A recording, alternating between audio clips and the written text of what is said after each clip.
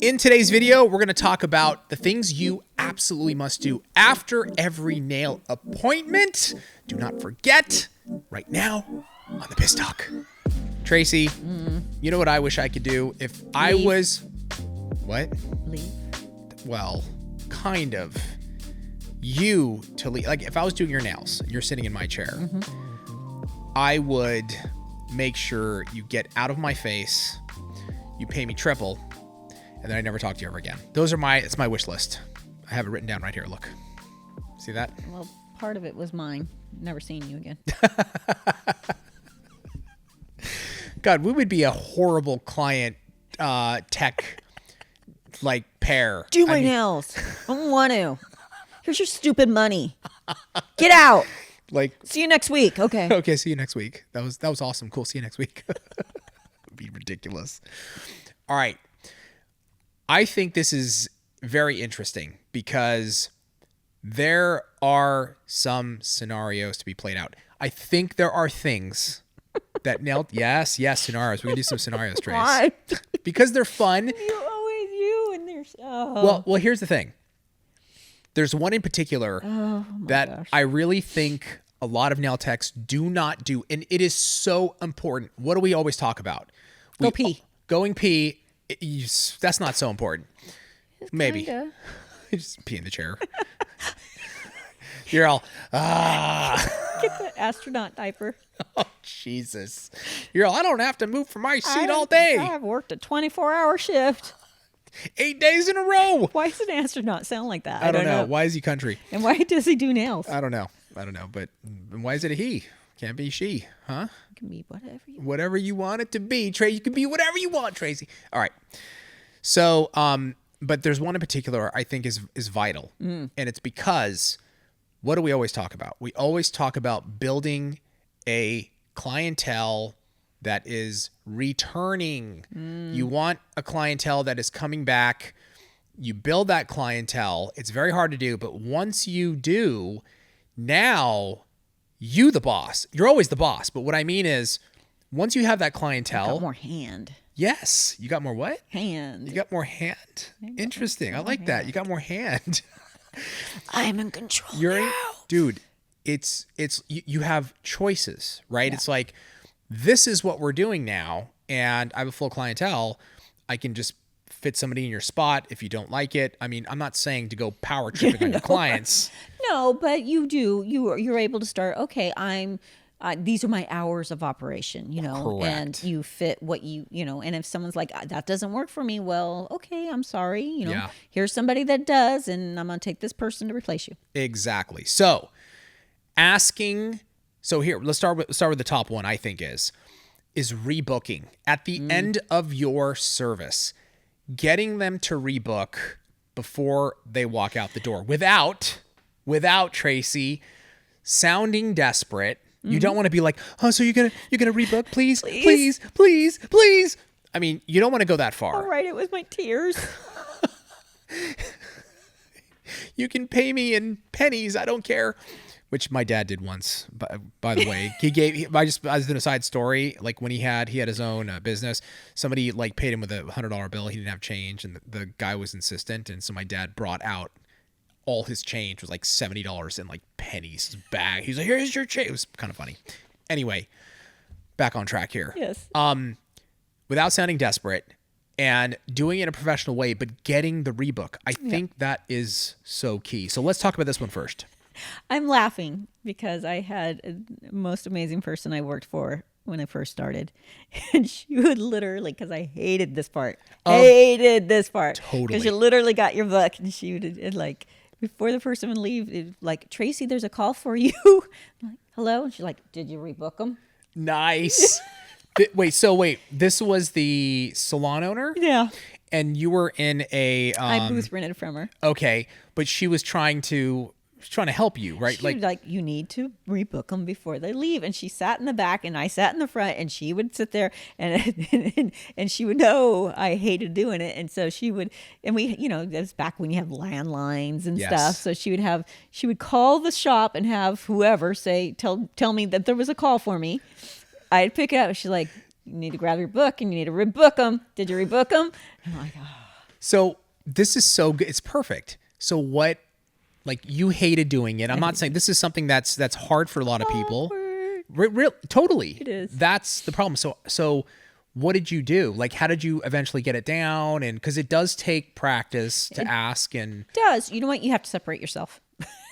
It's for me, because I am not, I'm socially awkward, I think, and I'm not, though people are surprised by it, I am not an antisocial person. And so these are just not natural things for me. And, but if I could separate myself, which to become more outgoing, okay, this is what you do. This is your script. This is how you do it. Would you like to rebook for 2 weeks? I just want to make sure that you get the appointment that you want. My book fills up fairly quickly. Yes. Would you want to do that? Or would you like to give me, I would always give them the out. I probably shouldn't, or you could give me a call, but I just want to guarantee you have your spot. Yeah. That usually works. Yeah. And even if, if you're somewhat new, obviously your book's not going to be full, right? But hey, you never know. They don't need to know that. It might fill up. The truth of the matter is, there is a chance it might fill up. Book your spot now. And you can always word it differently. Books can fill up very quickly, so I just want to make sure you get the perfect spot for you. What if you did this? I'm not recommending this, but what if you did this? It's kind of funny. Somebody's like, well, you're like, hey, would you like to rebook? My schedule can fill up really quick. I want to make sure I have a spot for you. And they're like, well, I'll give you a call. And what if you just said, do you not like your nails? Do you think that Do you hate me? Do you not like me? Is that, don't do that. I'm totally kidding, but I'm just like imagining a situation, I hope you love your nails. Maybe it's something like, or I hope you love your nails and to rebook. The thing is you have people like me. I never rebook. I don't.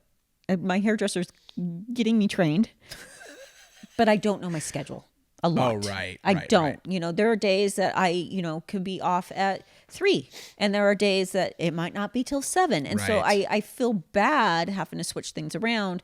So I try to get it closer to the date. So I'm not that person. But you please go to the don't same, take offense. You go to the same hairstylist though. Yeah. Do you not? Yeah. Yeah. She's training me to book out every 6 weeks slowly. Yes. But it's hard, and I more do it because I don't want to mess up her schedule. But for someone like me, I have a hard time scheduling. Yeah. So don't take offense if they don't. That Correct. doesn't mean they don't like your nails. It means they don't know their schedule. So on the flip side of that though, right? There are people that they love having their schedule where they know they're coming at this time, having their nails done at the same, and that's why evening appointments. And those you really highly want to recommend to them, Habib, because they're sought after. Listen, after 5 is very sought after. Those tend to book up very quickly. Yes. Do you want to make this your standing appointment every 2 weeks? Right. Because we can mark you out, and if you need to switch it every once in a while, we can. But I know you like Wednesday at 5:30. Do you just want to make that a standing? Yeah, man, absolutely. And 9 out of 10 they will say yes. I love that. Let's do a situation, just one, and then we'll get to some other ones. I just want to run a situation, Trace, where you can. I think it's important. I feel like this is virtual reality. I think it's like asking, and the tone of voice is what I want to get at. That is the most important part, right? Yeah, it is. Because when something is awkward in a sales situation, right? If somebody's tone, smell blood. Yes, then it becomes like, no, I don't want to rebook. You know what I mean? What's wrong with you? Exactly. I think you got to get it right. So here, I'm your client. We just finished the nail service, and okay. So are you ready? Yes. Okay. Awesome. Thank you, Tracy. I love my nails. Thank you so much. I'll get in touch with you for the next time I need these done. Cool. Hey, Habib, I did want to mention, let me pull something up. I know you like Wednesdays, right? Typically. I do. Usually, yes. Wednesdays, evenings. And you like 5:30 is usually the earliest you can get in. Yes. I have noticed that evenings are filling up very, very quickly with standings. Do you want me to go ahead and just like pop you in for every 2 weeks 5:30 Wednesday. That way we guarantee that I'm not going to give that to someone else because I forget, you know me. And you know, if we have to switch it around every once in a while, it's cool. But this way, you won't yell at me for giving away your spot. If you ever give away my spot, Tracey, I'm going to have a serious problem. Okay, so that's a yes. Okay, so I'm gonna put you in, and then I'm gonna send you a reminder so it's popped on your calendar too. Tracey, I have 10 kids.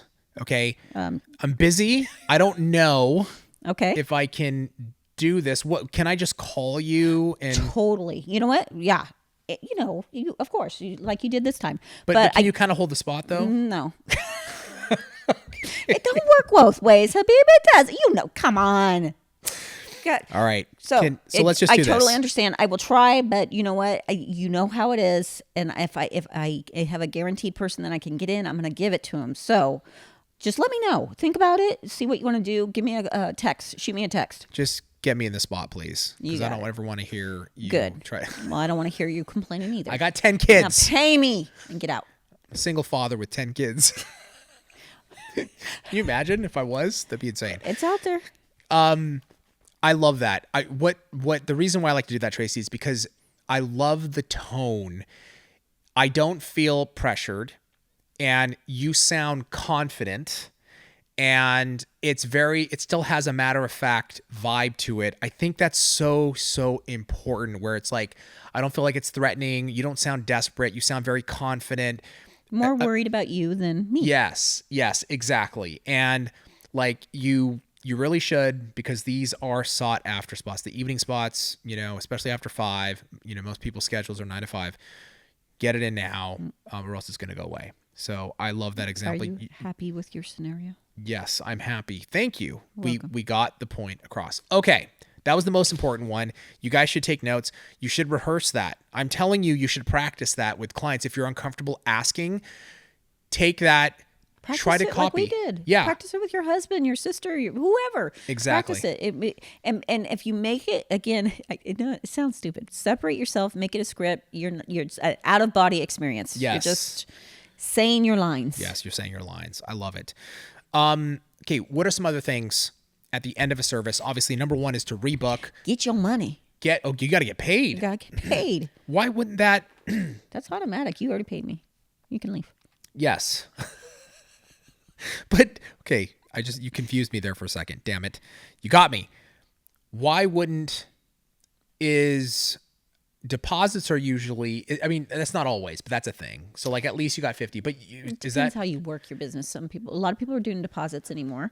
A lot of it's online anymore. A lot of it's finished, like if I go get my eyelashes, there's a $50 deposit and then they just tell me the remaining balance and then I pay that. So this is another area that I feel like a lot of people are uncomfortable. Like, especially if you have a client that's kind of in a rush and that may forget or is like, oh my God, I got to go. So people are uncomfortable asking for money. You need to cool your jet. Sit down and take a moment. Your bill is. Yes. Like with that, kind of funny. Yeah. Right? I always teased him. Like I'm slow, but I can catch you. That's funny. But I mean, and they laugh and they pay. Yes, exactly. I think doing it that way, like, or even if that's not your vibe, you can always be like, let me know how you want to take care of this. It's totally up to you. I do credit card, I do Venmo, I do Apple Pay. It just make it now we have our phones, we have everything. You're like, okay, so your total is that's it. This, you want me to do Square or are you going to Venmo me? You have my Venmo, right? Perfect. Okay, cool. So your total is this. And okay, hold on. Let me make sure it went through. Yep, you're good. Good to see you. Perfect. I love that. So just again, I think it's important to get that tone across when asking for money, because it can be uncomfortable, but practice that too. Mm-hmm. Getting ready for your next appointment. Getting ready for your next appointment. This is key. You may be tired, but you're just going to automatic pilot. Everything gets cleaned, everything gets put away, everything gets washed, sanitized, whatever you need. Pull out your next instrument, your next clean instruments. Habib's coming in. It's acrylic. I pull up my acrylic basket and I am ready to rock. Now, after, if he's still not there now, I have the time to, okay, let me follow up on some text messages. Let me do this. Let me do that. But what you don't want is you don't want to not be prepared when the client comes in. Right. What about the train of thought of like, well, why am I going to put everything away? Next client's coming. I might as well have it out. Like isn't it defeating I'm doing double the work. I'm putting it away and bringing it out. What do you say to that? You can totally, like, if your last client was acrylic and Habib's coming in and he's an acrylic, I still am going to wipe off all my jars and stick it back in the basket, whether I leave it there or not. Clean, guys. What problem is, it's like anything in life. It just, you see it every day. You start getting used to seeing it, and things get dirty, especially in our field. And, someone walks in and they're just like, wow, gross. I think that was supposed to be white. Yeah. And it's caked and we've gotten used to it. And it's like, oh, I'm clean. I know that. They don't. And so it's just a form of, and preparedness, right? Like, okay, I'm picking up, I'm cleaning, oh, shoot, that's empty. Okay, let me go grab my backstock. So that way when Habib comes in, I'm not opening an empty jar of powder. I almost envision it, Tracey, like, each new client that comes for their service, it needs to be like a hotel room, right? Where, yes, the person stayed in the room before you, but the hotel and the team made it look brand new. So when you walk into that room, it's like, it's clean, it's fresh, it's new. Yep. That needs to be the same experience in between services, right? You clean it, and that when they walk up, it's like, I'm the first client of the day. Correct. It's that clean, it's that fresh. And unfortunately, with us nail techs, sometimes we forget there's so much dust that we work with and everything. Course. But you got to think of it more like a esthetician or eyelash or something like that. Everything is pristine every time before the next person lays down. So we should be doing the same thing. We got to have that mentality of like, you got to look around, you got to look at everything brand new. Are your lights dirty, or is that gross? Is someone going to want to stick their hands in it? It's a good mindset for me. I feel better about myself when things are clean. Absolutely. I think it's super, super important for your clients, ultimately for your business. And then maybe a few others, like go to the bathroom, maybe grab a bite if you can. I don't know. Don't pass out, things like that. Stretch as you can, Yes. If you have a moment, you think about things like taking out the garbage and stuff like that. Sounds stupid, but if you're working with acrylic, we get used to the odor. Things like that just matter. Absolutely. Let us know in the comments below. These for us were the top things that you should do at the end of every service appointment. I think they're key. If we missed anything, let us know in the comments below. Please fill it in. Tracey, thank you so much. Thank you. Thank you guys for joining us, and we will see you next time on the Biz Talk. Subscribe channel now. Subscribe channel now. Sub and subscribe.